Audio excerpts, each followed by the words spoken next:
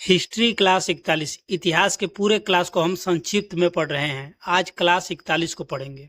पिछली क्लास में चौहान वंश को पूरी तरह से पढ़ चुके हैं। चौहान वंश के पृथ्वीराज चौहान के समय ही मुहम्मद गौरी आया था और 17 बार पराजित हुआ, लेकिन आखिर में जयचंद ने गौरी से मिलकर पृथ्वीराज चौहान को धोखे से हराया और तभी से भारत में मुस्लिम शासकों का आना चालू हो गया। अब आगे सबसे पहला भारत पर आक्रमण करने वाला मुस्लिम आक्रमणकारी अरब से मोहम्मद बिन कासिम था। इसका मुख्य उद्देश्य लूटपाट था। इसने 712 ईस्वी में भारत के सिंध और 711 ईस्वी में मुल्तान के क्षेत्र पर आक्रमण किया। वर्तमान में यह दोनों क्षेत्र पाकिस्तान में है। उस समय सिंध के राजा दाहिर थे। इन्हें कासिम ने रावर के युद्ध में पराजित कर दिया और यहाँ से भारी मात्रा में धन लूट कर चला गया।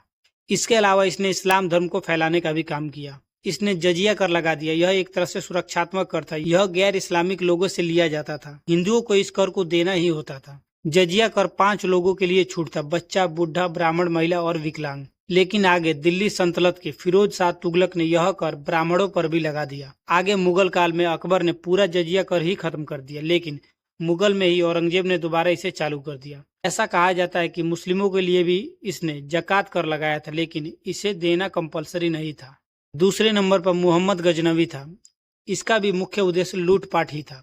यह तुर्क आक्रमणकारी था। यह भी अफगानिस्तान के क्षेत्र गजनी का रहने वाला था।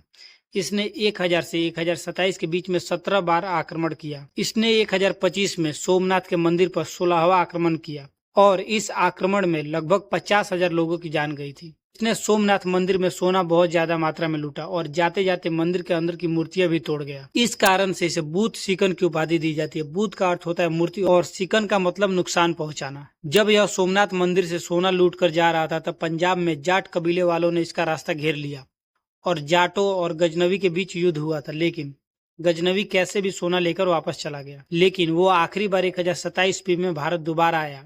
इस बार गजनवी जाटों पर आक्रमण किया और भारी तबाही मचाया। जब गजनवी भारत आया तब इसके साथ इतिहासकार भी थे, जिसमें उत्बी, फिरदौसी और अलबरूनी थे। गजनवी का सेनापति अयान सुल्तान था। तीसरे नंबर पर मुहम्मद गौरी था। इसका भी उद्देश्य लूटपाट ही था, लेकिन बेटी ने जब ऐबक से शादी कर ली तब गौरी ने उसे हिंदुस्तान दे दिया, जिस वजह से दिल्ली सल्तनत की शुरुआत हुई और इन्होंने 1200 से 1500 ईस्वी तक शासन किया। गौरी भी तुर्क आक्रमणकारी ही था। चौथे नंबर पर बाबर आता है। इसका उद्देश्य भारत में रहना था, क्योंकि बाबर का खुद का घर छीन लिया गया था। बाबर के वंशजों को मुगल कहा गया। इन लोगों ने 1500 से 1857 तक राज किया। आज के क्लास में इतना ही। अब आगे क्लास कल देखेंगे। धन्यवाद।